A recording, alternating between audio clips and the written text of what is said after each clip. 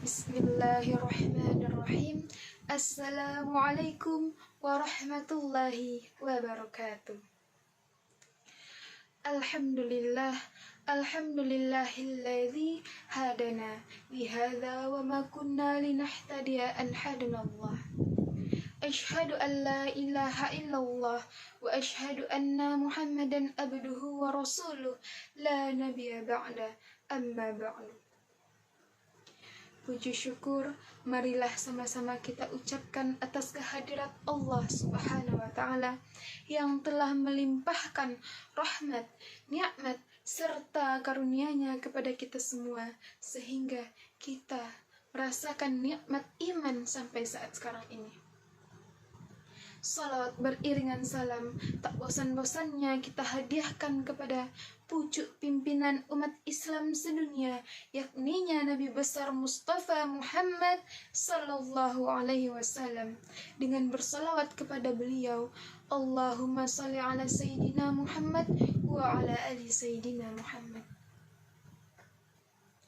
Baiklah, tanpa memperpanjang kata muqaddimah, langsung saja pada kesempatan kali ini saya akan menyampaikan ceramah singkat saya yang bertemakan akhlak Rasulullah kepada tetangga. Hadirin wa hadirat rahimakumullah. Allah Subhanahu wa Ta'ala memerintahkan kepada hambanya agar senantiasa menjaga hubungan baik kepada tetangga, sebagaimana yang terdapat dalam Quran Surat An-Nisa ayat 36, yang artinya, dan beribadahlah kepada Allah dan janganlah menyekutukannya dengan sesuatu apapun. Berbuat baiklah terhadap orang tua, kerabat dekat, anak yatim, orang-orang miskin, tetangga dekat dan tetangga jauh, teman sejawat, ibnu sabil, dan hamba sahaya yang kamu miliki. Sungguh Allah tidak menyukai orang yang sombong dan membanggakan diri. Quran Surat An-Nisa ayat 36. Nah, dari ayat tersebut jelaslah bahwa Allah memerintahkan kita agar berbuat baik kepada tetangga. Hak dan kewajiban tetangga bagi seorang muslim sangatlah besar dan mulia. Sampai-sampai sikap terhadap tetangga dijadikan sebagai indikasi keimanan. Sebagaimana Rasulullah Shallallahu Alaihi Wasallam bersabda, "Man kana yu'minu billahi wal yawmil akhir falyukrim jarah." Barang siapa yang beriman kepada Allah dan hari akhir, hendaknya ia memuliakan tetangganya. Hadis riwayat Bukhari 5589, Muslim 70. Nah, lantas apa saja kewajiban seorang tetangga terhadap tetangga lainnya? Nah, pertanyaan ini juga pernah disampaikan oleh seorang sahabat yang bernama Muawiyah bin Jundub kepada Rasulullah Sallallahu Alaihi Wasallam. Kemudian Rasulullah Sallallahu Alaihi Wasallam pun menjawab, jika tetanggamu sakit, engkau menjenguknya. Jika tetanggamu meninggal dunia, engkau mengantarkan jenazahnya. Jika ia meminjamkan uang, engkau pinjami. Jika ia kekurangan, engkau tutupi. Jika ia mendapat kebaikan, engkau ucapkan selamat. Dan jika tetanggamu tertimpa musibah, engkau menghiburnya. Janganlah meninggikan bangunanmu di atas bangunannya, sehingga menghalangi datangnya angin kepada rumahnya. Dan janganlah ganggu tetanggamu dengan bau masakanmu, kecuali engkau memberikan sebagian makananmu itu kepadanya. Adapun hal yang menarik adalah akhlak Rasulullah Sallallahu Alaihi Wasallam kepada para tetangga beliau. Ia adalah tetangga yang baik bagi tetangga-tetangganya, baik tetangga dekat maupun tetangga jauh. Nah, dalam Islam, tetangga itu tidak hanya mereka yang bersebelahan rumahnya dengan kita, Akan tetapi selama itu terjangkau dengan jangkauan yang wajar. Bahkan dikatakan sekitar 40 rumah ke kanan, 40 rumah ke kiri, ke depan dan belakang itu merupakan tetangga. Rasulullah SAW bersabda sebagaimana diriwayatkan oleh Aisyah radhiyallahu anha, tidak henti-hentinya Jibril memberitakan kepada saya tentang tetangga, sehingga saya mengira bahwa Jibril menetapkan hak waris bagi tetangga. Rasulullah bertetangga itu dengan siapapun dengan cara yang sangat baik, sehingga tak heran jika Rasulullah itu dikenal dengan tetangga yang sangat menyenangkan, karena ia sangat memperlakukan dengan baik tetangga-tetangganya.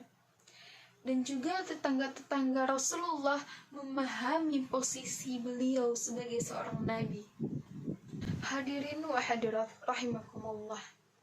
Marilah kita saling mengingatkan untuk berbuat baik kepada tetangga kita. Marilah kita saling berbagi dengan tetangga kita. Dan kita hindarkan diri kita dari perbuatan yang dapat menyakiti dan melukai hatinya. Dan janganlah kita mencari tahu tentang apa yang bukan menjadi urusan kita. Dan janganlah kita melihat dari apa yang mereka sembunyikan dari kita. Dan janganlah kita mendengarkan dari apa yang mereka rahasiakan dari kita. Janganlah kita mencari aib dan kekurangannya. Akan tetapi, marilah kita saling mengingatkan, saling memaafkan sesama tetangga, dan saling berbagi dengan sesama tetangga kita. Karena tetangga sangatlah penting dalam kehidupan kita. Apapun yang kita lakukan, maka itu akan terlihat oleh tetangga kita. Baik buruk perbuatan kita akan mempengaruhi tetangga yang ada di sekitar kita. Oleh karenanya, penting bagi diri kita untuk senantiasa menjaga sikap kita, menjaga adab dan akhlak kita terhadap orang-orang di sekitar kita. Karena Allah akan mengampuni seseorang apabila tetangga-tetangga mereka menganggap seseorang itu baik.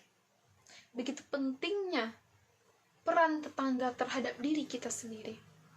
Oleh karenanya, kita tidak boleh menganggap remeh tetangga-tetangga yang ada pada diri kita. Dan marilah kita tampakkan kegembiraan apabila ia gembira, dan marilah kita tampakkan kesedihan apabila mereka bersedih. Dan janganlah sebaliknya, apabila mereka gembira kita bersedih, apabila mereka bersedih kita gembira. Itu adalah contoh tetangga yang sangat tidak baik dan sangat dimurkai oleh Allah. Dan untuk kita, marilah kita saling menjaga aib sesama tetangga kita.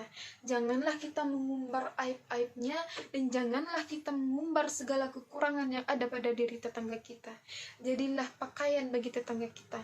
Maksudnya, kita menutupi segala kekurangan, segala aib yang mereka miliki. Dan marilah kita saling memaafkan satu sama lain, saling membimbing di jalan kebaikan. Karena semua itu akan membawa kita kepada jalan menuju surganya Allah Subhanahu wa ta'ala. Amin, amin ya rabbal alamin. Baiklah, mungkin hanya itu ceramah singkat yang dapat saya sampaikan. Semoga apa yang saya sampaikan ini bermanfaat baik bagi diri saya sendiri dan bagi kita semua. Semoga kita dapat menerapkannya dalam kehidupan bertetangga, karena tetangga itu sangatlah penting dalam hidup kita.